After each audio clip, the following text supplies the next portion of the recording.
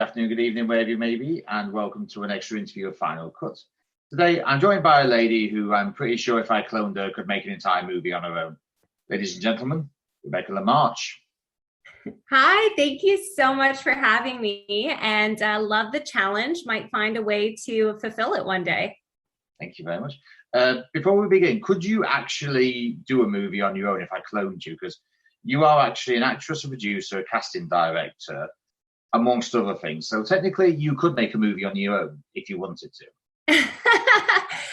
You know what? There are so many integral and so many parts to filmmaking.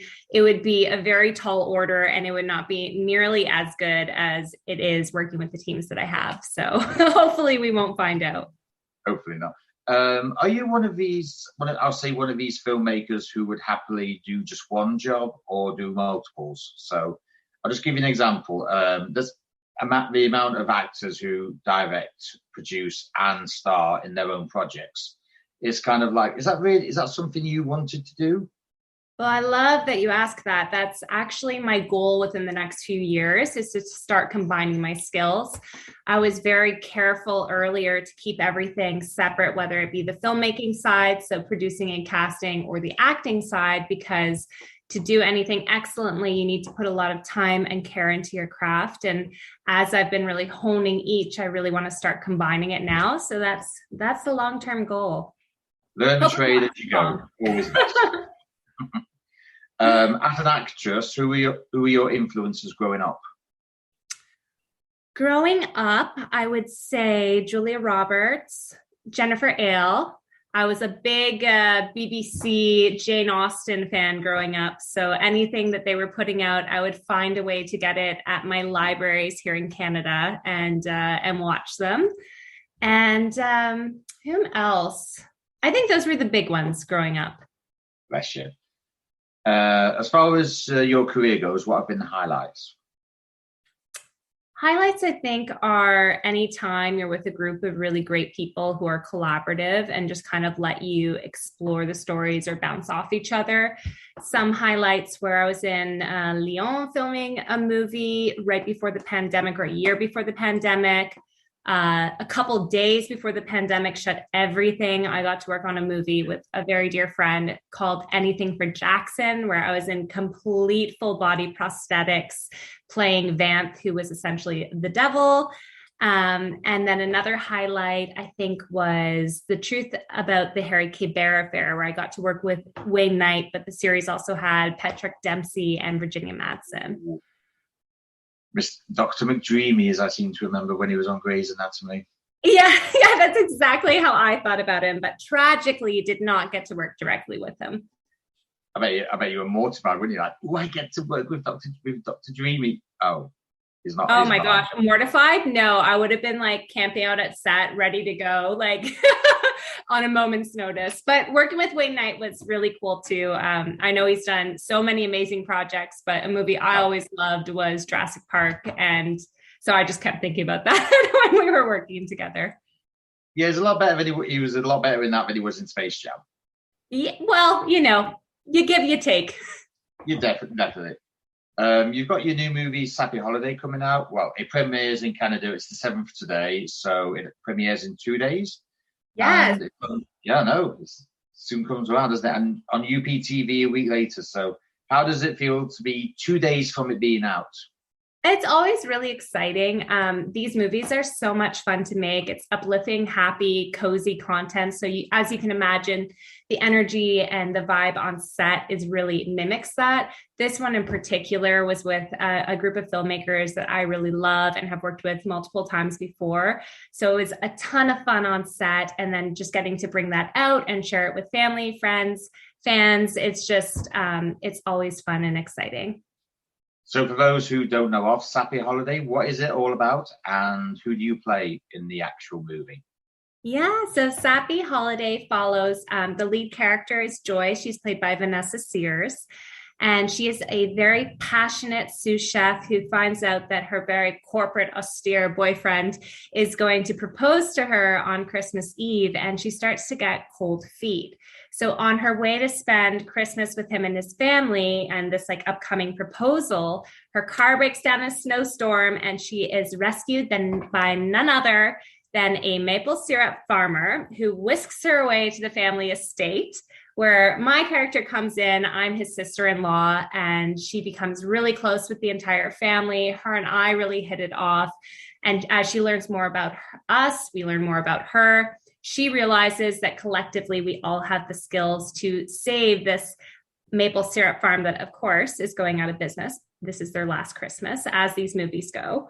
And, and like we all fall in love together. We save the farm, potentially not. You'll have to tune in. She may or may not find a new romantic love interest. It's really fun. It's a really sweet movie.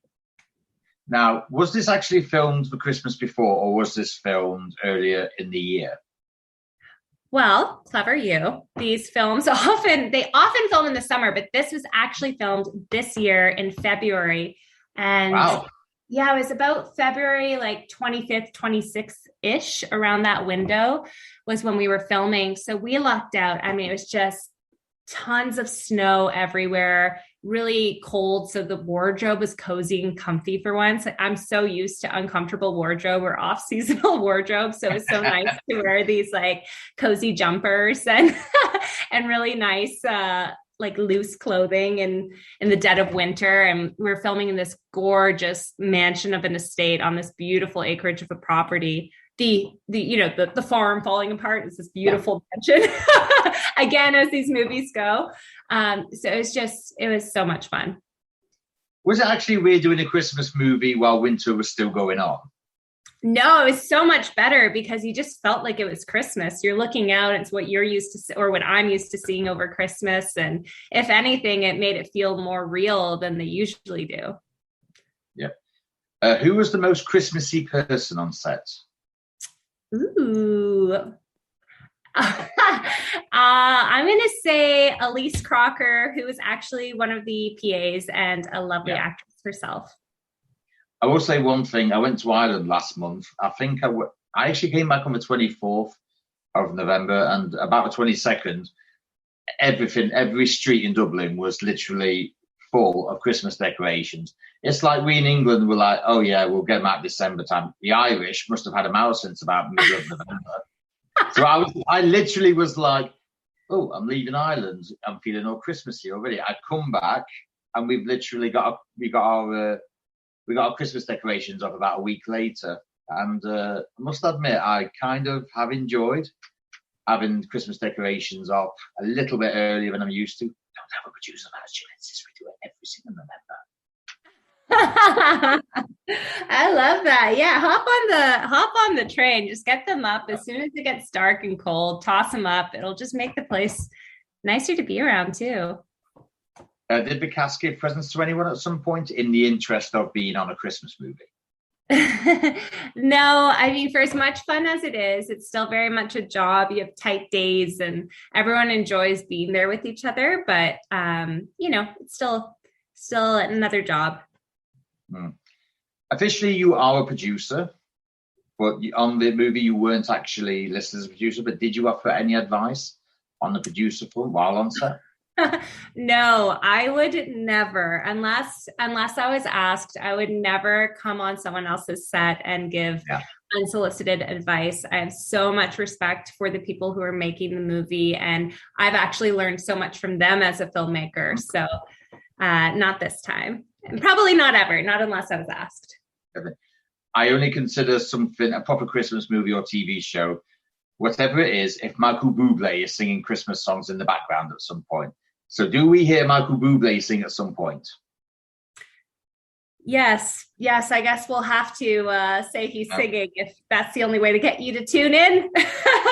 No, he doesn't sing, but he is Canadian, so it's definitely something that I've looked at before, but he's kind of hard to get.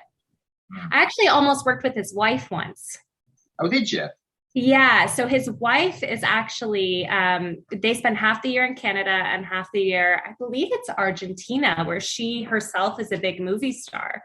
Yeah. And I tried getting her on a project I was producing once, and she was going to, and at the end of the day, it just conflicted with her schedule.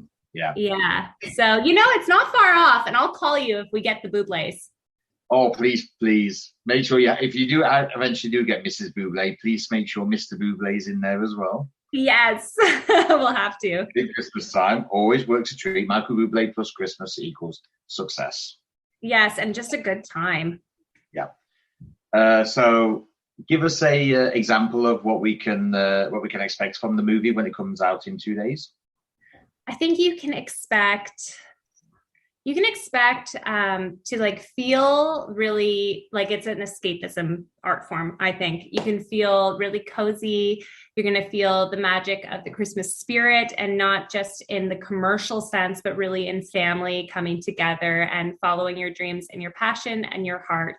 And I think that it comes together really nicely. It's beautiful scenery. Like I was saying, we filmed it in the heart of winter. So a lot of the time people are spraying foam to get a little dusting of snow. But here, you're seeing people's breath, you're seeing feet of snow, beautiful architecture, beautiful cast, beautiful story. It's a sweet little film. Now, without venturing too much into spoiler territory here, can we expect a sequel? Ooh, I don't think there's any plans for a sequel. However, I recently heard that a movie I was in a couple years ago, which we never thought there'd be a sequel for, is probably getting one. So never say never. If enough people tune in, there just might be. Yep, definitely not. You've been a producer, casting director, and an actress. How hard is it combining the three like you did for Christmas in Maple Hills? Oh gosh. It's hard. It's really hard time management wise, but I work with such a great team that it's possible, and it's fun, and it's a supportive group and a supportive environment. So it's really fun, but that's part of the reason for Maple Hills. It's a smaller part, but it's a really fun part. It's a girl who works in a naval ship factory supporting the war effort in the 1940s. So definitely look forward to that coming out next year.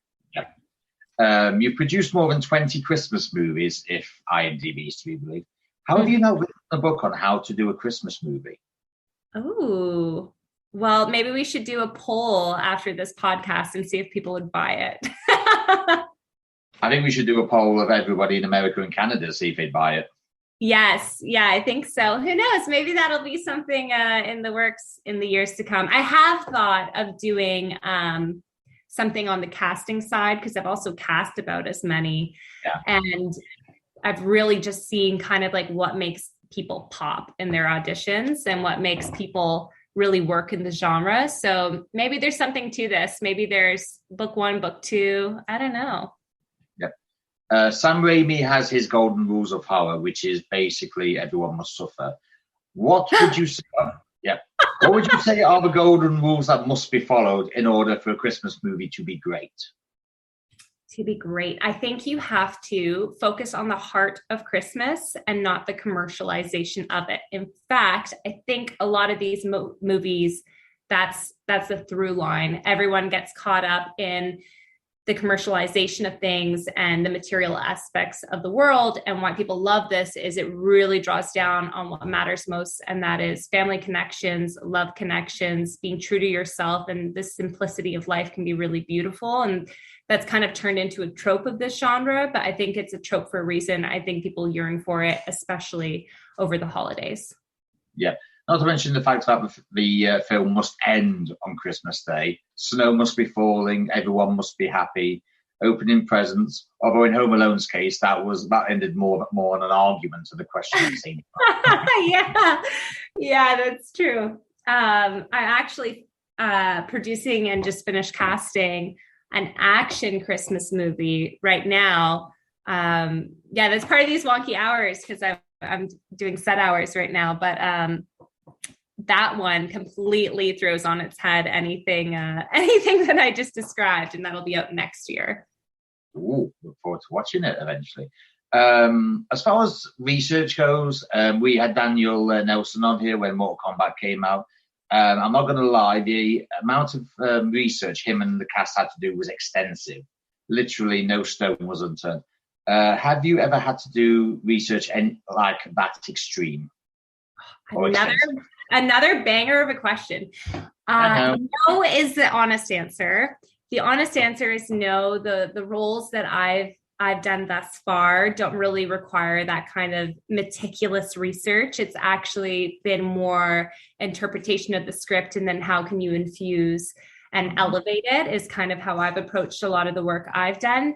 That being said, I can very much see in the next year or two some potential projects where a great deal of research will really be required. So hopefully those pan out and we can do a follow-up to this. Yeah. Is it a case of when you do research, you want it done, you'd rather have it done quickly, or you don't mind the long game, which is take your time, research just about every single thing about it you can? I think it depends the context. So research in general or in development, I think take the time, do it right. The more you infuse into it, the more truth you have, the more you have to mine from. But when it comes to the acting side, of course, if you have the luxury of time, that's amazing. But I think a lot of people spin their wheels, and you want to see if the research and essentially the homework you're doing, is it fruitful? How does it translate? Yeah. How does it serve you? I think some people do it more for confidence than for the actual craft. For me, I kind of like to spend my time in different ways in developing characters. But again, I haven't had a character that, required a ton of research or was a complete stretch for me yet. There's still time. Thanks. Yeah.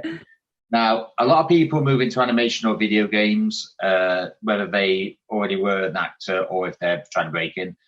Former guests include Lee Rexu, who's done Assassin's Creed games, Alex Wilton-Regan, who was the envy of just about every single woman on the planet when she played Keanu Reeves' girlfriend in Cyberpunk 2077. Yeah.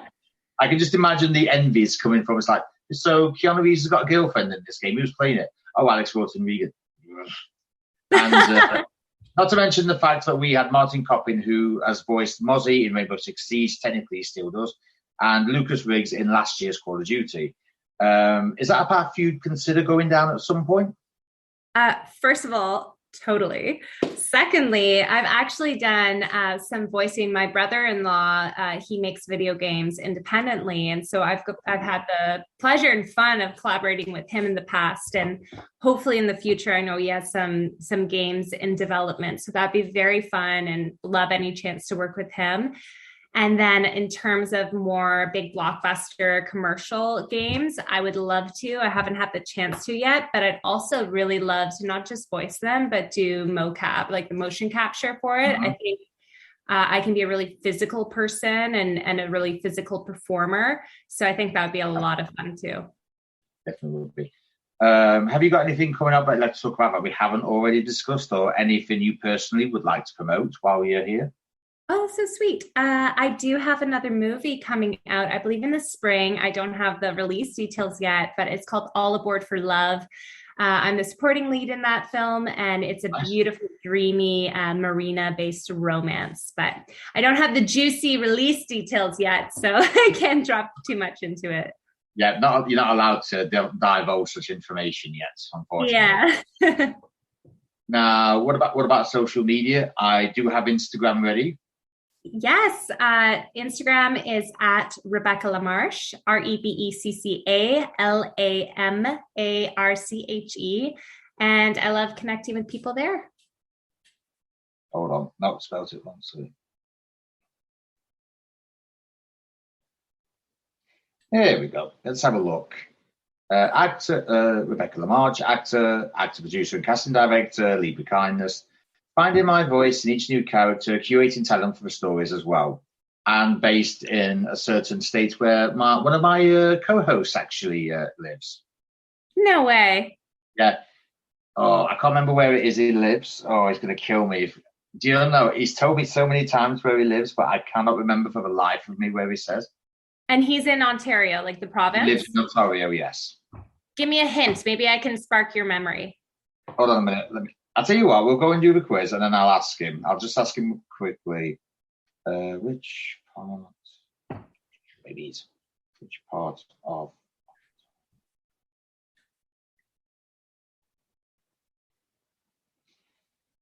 I'm waiting for the ridicule when he comes back because I should know this, and he will absolutely crucify me.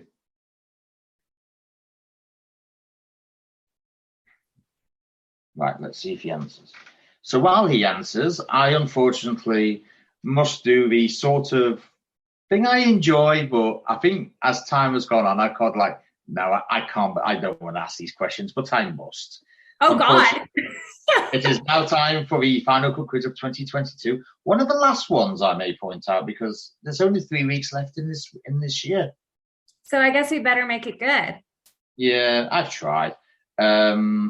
All right, then, if you decide to have kids, and this is actually quite common because you always see a lot of this, like, would we let our kids watch this? Would we let them watch that? So, question is, so if you have kids, what would be the first thing you would show them with you in it when they ask, "What can we see something with you in it, Mummy?" What would be the first one of your library that you would show them? Ooh, the first one I'd probably show them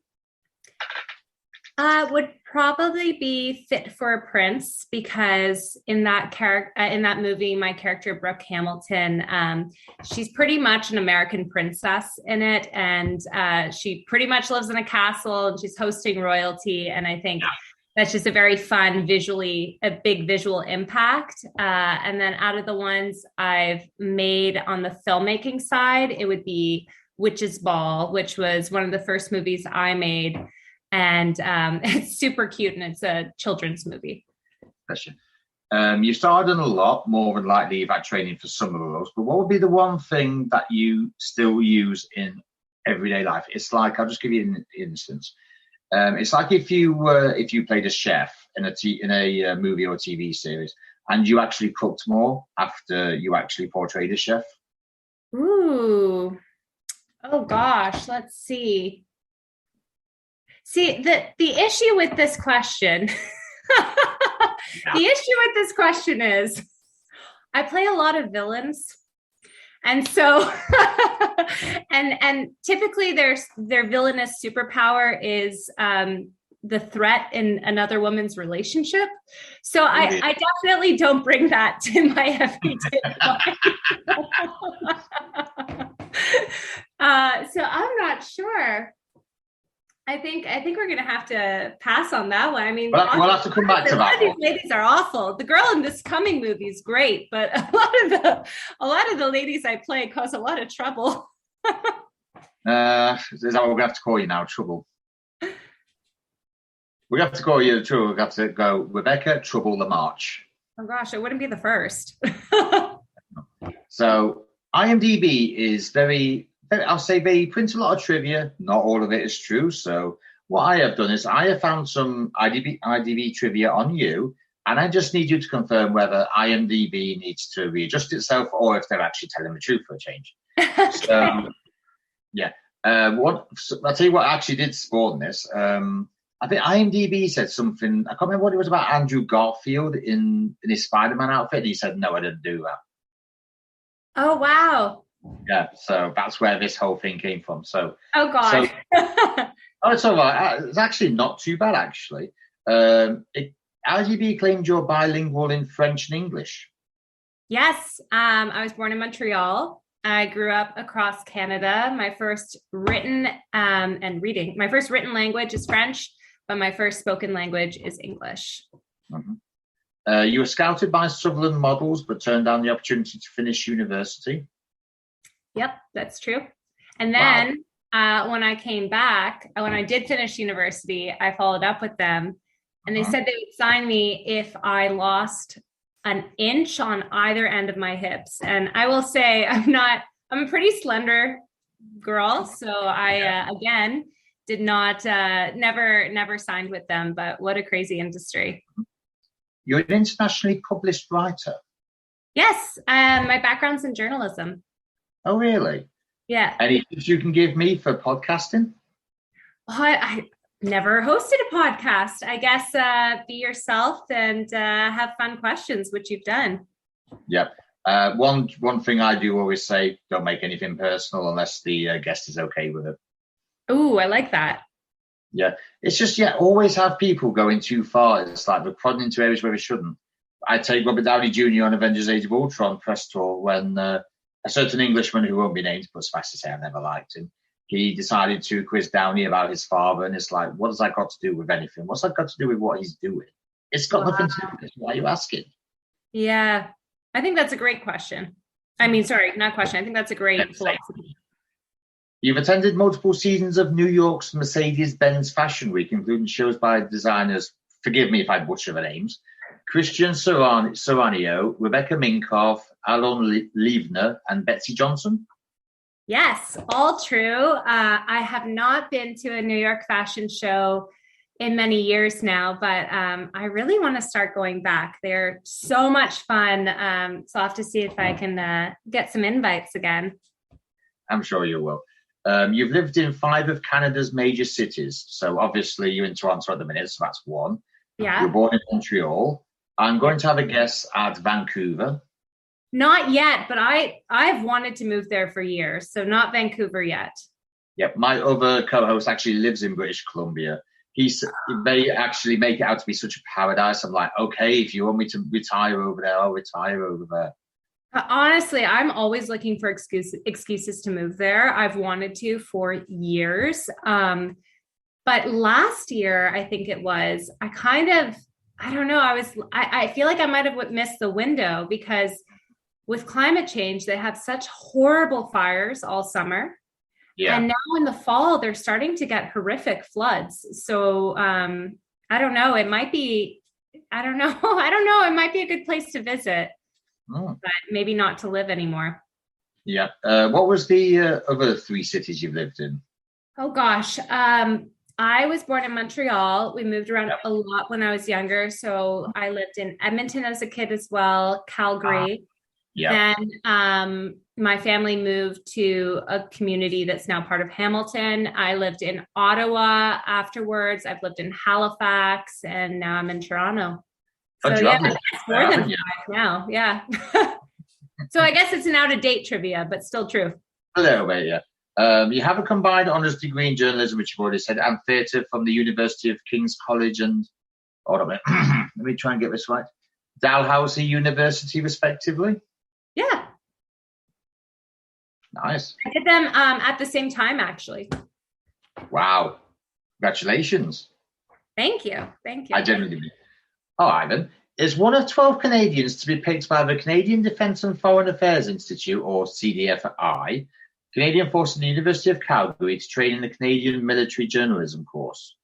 Yes, they trained me and I guess 11 other people to be embedded war reporters.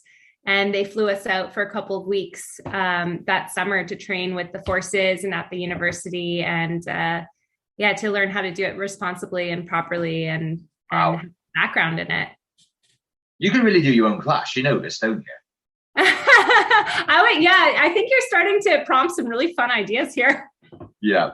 I'm going to owe you 10%. Forget agents. I'm going to owe you 10% if I do a book or a class or something at this point. It's on film. Let's not forget it's on film. All right, then. It's Christmas season, which obviously everyone associates Hallmark with. So the game I like to play is Why Am I So Popular? You'll have 5 missed calls from 5 people. We'll see. We'll just wait and see who we are. But you're only allowed to call 2 back. That is the only thing. Ooh. This is what you call. I like to think of what decision people make if they were faced with a difficult choice. Well, actually, some of these haven't been difficult. Some of these have been excruciating for some people. Oh God, we're gonna kill some babies. Let's go. You might very well do. All right, then. Your 5 missed calls are from Joey King's sister, Hunter King, who actually has her own Christmas movie out this year. I really don't want to say this, but the producers will have to. The producer's favourite crush and the one I never hear the end of when we watch Chesapeake Shores, Jesse Metcalf. Yes, I never hear the end of it. We've actually finished watching last season of Chesapeake Shores, which I'm mortified for. And she was like, "Oh, I miss Trace." I'm like, "He's not here." That's great. Speaking of Chesapeake Shores, someone I've actually had on here, actually, and he's such a nice chap. Stephen Hazar, his name is. Yes. Another Chesapeake Shores guy. Don't worry, they're not all from Chesapeake. I was like, we've got a favorite show here. There's a front. I actually do like it. I'm not going to lie. Robert Buckley, who was brought in to replace Jesse Metcalf, actually, and I've never been able to pronounce this lady's name, but I'm going to try and do it now. Lacey Chabert. Oh, Lacey Chabert. Yes, Chabert, yeah. So I would definitely call. I won't just tell you who I'm calling. I'll tell you in what order. I'm going to up the ante. I'm going to call Stephen first because I'm friends with Stephen and I've worked with Stephen quite a handful of times. So love him to bits. I think he's, honest to God, one of the nicest people ever. And he's such a good person to work with. Sorry, he's such a good person to work with. What you get in front of the camera is what you get off the camera. Down to earth, nice guy. So he gets a call first as a friend and a lovely person. And then second would be Lacey Chabert, because that'd be pretty cool. So who's 3 and 4 then, since you brought it up in that? God. just no judgment, because I do like to make these hard. So no judgment. I gave an inch and you took a mile. After that would be Jesse Metcalf. Oh my gosh. Yep. I'm not even saying his name right now. After that would be Jesse, and then I would do a coin toss to settle it. All right, then we'll leave it. We'll leave it at that then. It's quite funny you mentioned you like to do gaming. You like to do games at some point, because I have just the one for you. Oh, so yes, so these are all good video game companies, by the way. So it's going to make that a little bit harder. You have 6 missed calls, but you can only call 3 of them back, and the 6 are from Insomniac, who make the Spider-Man series and recently bought out the Callisto Protocol. I'm not quite sure about that. I've heard some ishy things about it. Rocksteady, who have made the awesomely, stupendously fantastic Batman Arkham series and next year's Suicide Squad game. Oh, that's cool. Yeah, it is. Activision, who basically just release Call of Duty all year round, and that'll keep them going for decades to come. Rockstar, who make Grand Theft Auto. Ubisoft, who make so many games, it's unbelievable how many games they actually have. Yeah. And EA, who make Dead Space, Need for Speed, Star Wars games, and this year they bought out F1. They bought F1 distributor Codemasters. So which 3 are you accepting a phone call from? Am I accepting a phone call from? I love how you word it. I would say, who's the one that does Suicide Squad? Rocksteady. Okay, Rocksteady and Ubisoft. Ubisoft also has offices in Montreal and Toronto, so they would definitely get a call because they've got work here for me. Yep. And then the other ones, I guess, I don't know. I'm going to pretend the call has a little subject line and it says what project they'd want to talk about. So whichever one has the most action, like physical action in it, they'd get the next call. Probably Call of Duty, because they do have a fair bit of action. I mean, I recently bought Modern Warfare from 3 years ago, the rebooted one. Although I must admit, I do miss Modern Warfare 2 from 14 years ago. I do miss it. And I have actually asked for Modern Warfare 2, the rebooted one, for Christmas this year. So we'll see if Santa thinks I'm worthy enough to have it. Oh, gosh. Well, when you bring worthy into it, there's some high stakes there. There is, yeah. Oh, and you've already said you play a villain more than anything, even though I don't quite believe it. But then again, you're so lovely, so no wonder you play a villain that much. But unfortunately, we Brits are the kings and queens of playing villains, as you know. Yes. So out of all these names, you have to pick me 5 of who you think is the best villains. And by the way, I'm going to set the bar very high straight away with Sir Ben Kingsley. Oh gosh. Yes. Okay, that's a good starting point. How about the one after that is the late great Alan Rickman. Okay, he's definitely on the list. Yeah. Yeah. Tom Hiddleston. A good contender, but we'll hold. Sir Christopher Lee. Okay. Anthony Hopkins. Great contender. We will hold. And the Hannibal Lecter before Anthony Hopkins, Brian Cox. Okay. Terence Stamp, a la General Zod from Christopher Reeve's Superman 2. The only man I know who can get so irritating simply by saying Neil before Zod. It's just like he's trying so hard to be so angry, but he's not. Well, then he just got kicked off the list. Yeah, definitely. Ian McShane. Sorry, I missed that one. Ian McShane. Okay. Tom Hardy. I don't know if I'd put him as a top villain. You know? Well, I'm going to say Bane, Dark Knight Rises.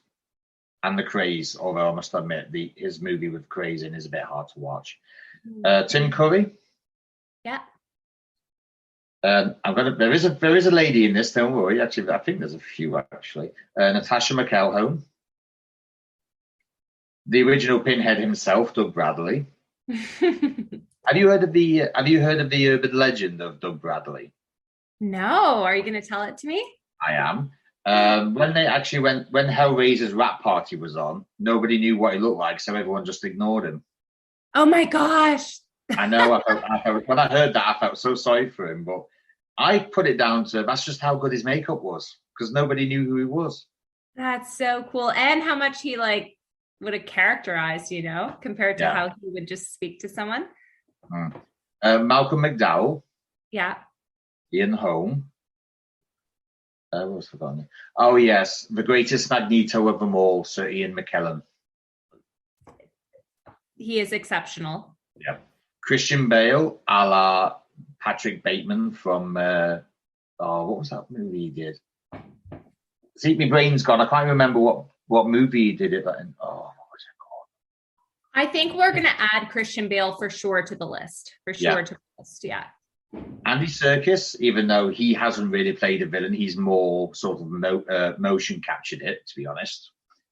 And these four are at the request of Nathan, because apparently my choices weren't good enough. He's like, dude, you cannot have you cannot have British villains without these four. Okay. So these four are Jeremy Irons. Ooh, yes. Okay. We like him. Yeah, the man whose Harry Potter name can't be said, so I'll say his real name, Ralph Fiennes. Yeah, he's definitely on the list. Yeah. Peter Cushing. Mm-mm. And what about Emperor Palpatine himself, Ian McDiarmid? Gosh, I only have one spot left on this roster. Welcome to my quiz, darling. Welcome to my quiz. I've only got one space left. I think it's going to go to Anthony Hopkins. Do you want to know something? Anthony Hopkins is actually quite high on the list of people's choices. I would believe that, yeah. So who's the other? So who are you for? Who's the? So we had Alan Rickman. Alan Rickman, yes. Yes, we had Alan Rickman. We had Anthony Hopkins. We had Ralph Fiennes, Jeremy Irons. I'm forgetting the fifth. Can we do a play the take back? Yes, him on the list. Kingsley, Tom Hiddleston, Christopher Lee, Brian Cox, Terence Stamp, Ian McShane, Tom Hardy, Tim Curry, Natasha McElhone, Doug Bradley, Malcolm McDowell, Ian Holm, Sir Ian McKellen, Christian Bale, Andy Serkis. Oh, it's Christian Bale. I forgot about it. Yes, it's Christian Bale. Yeah. And by the way, I know someone who's going to listen to this and literally scream it at whatever they're listening, saying, "Is this movie? Why didn't you say it?" And I know, I'm going to kill myself. I know. But I will be like, why did I not know what that was? That's how you know you've got a good quiz, though. This is a fun game. I like it. You're not going to like this one. Oh, God. Right. Everyone has their own Mount Rushmore of Christmas movies. We have a 5-piece here at Final Cut. The 5 movies are Die Hard, Love Actually, Home Alone, The Snowman. Nathan insisted we have The Grinch up there because you cannot have a Christmas movie without The Grinch. So, my dear Rebecca, Which one? Which one is going in place of Sappy? Your new movie, Sappy Christmas. Oh well, Sappy Holiday will be replacing in this Rushmore-esque list the Snowman, and I'm going to add one of my own Mount Rushmore movies to the list. Okay. In replacement of, oh God, now see, this is hard as soon as you have to replace, but I'm adding The Holiday to that list too, because I think that's my favorite Christmas movie.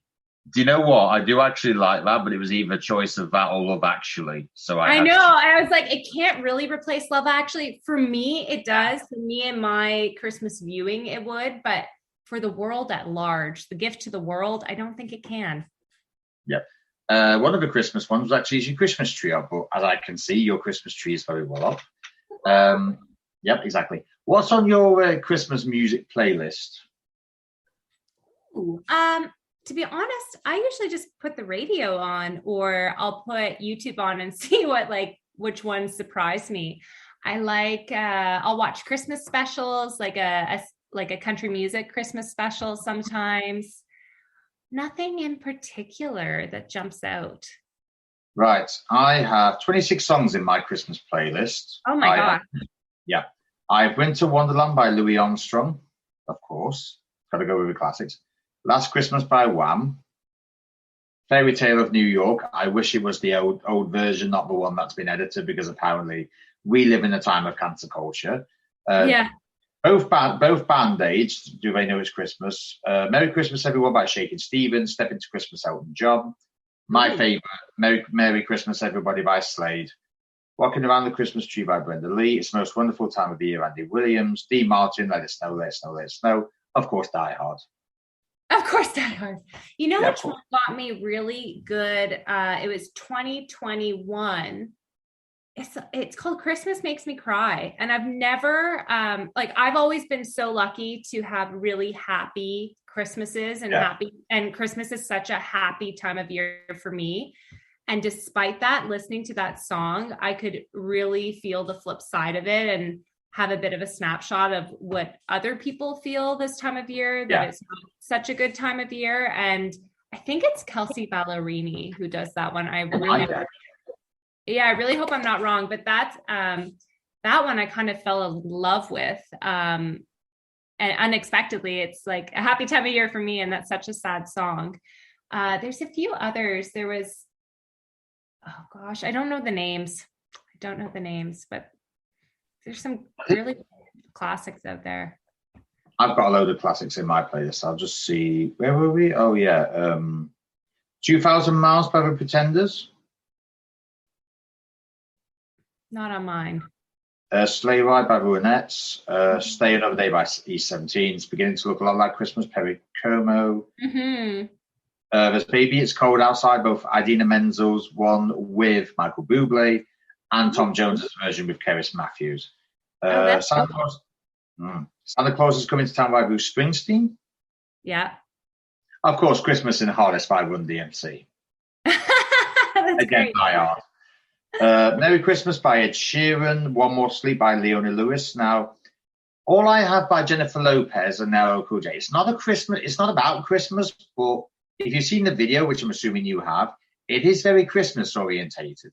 Ooh, I actually can't place the video right now. Like, thinking about it, I can't place it, but I'm gonna look it up after this. Yeah. So, very last question, since it's Christmas. Okay. But money, no object. If you could cast, say, 8 people in the Christmas movie that you're making, who would you cast? Money's no object. The sky is put it this way, the limit is way beyond the sky. So indulge yourself. Okay. Let's see. For our female lead, I think Emma Stone would be a very fun Christmas movie lead. And I would like to pair her with the Duke, Regé-Jean Page. Is that how you pronounce his name? How do you pronounce his name? I don't know how to pronounce his name. How would you like to pronounce his name? I sort of fit right. I thought to myself when I saw his name, thought, well, how am I going to pronounce it? Is it Ray Jean Page? There we go. We'll do it that way. Either way, we'll do it. Okay, let's go with the right one. We will edit the right one. So there are leads. His sister is also her best friend. So we get to see her throughout the movie, and that will be Kat Graham from Vampire Diaries / she just had her own romance movie on Netflix. So we've got them. That's like a nice little unit there. For her matriarchal figure, we get Julia Roberts. However, now that I say it, let's just age up the whole movie and make her the lead, because you can never go wrong with Roberts. And Santa gets a cameo in this. So it's going to be Richard Gere on the Julia Roberts train. I don't know. This movie's either running away from me or it's the best thing that's never been made. Probably the best thing that's never been made when you mentioned Richard Gere and Julia Roberts. Yeah, exactly. Anybody else that you can think of? Oh gosh. I think that's a pretty hot cast to start with. Are you casting yourself as the villain of the piece? I guess I have to. If we have this big happy nucleus, we've got these amazing actors. Yeah, I guess I'm going to have to. I like your thinking again. There's your 10%. There you go. I bet you got 20 now because I've just given you a brilliant idea for casting. I was thinking to myself, I was like, right, let's see if she, because you were the sampler.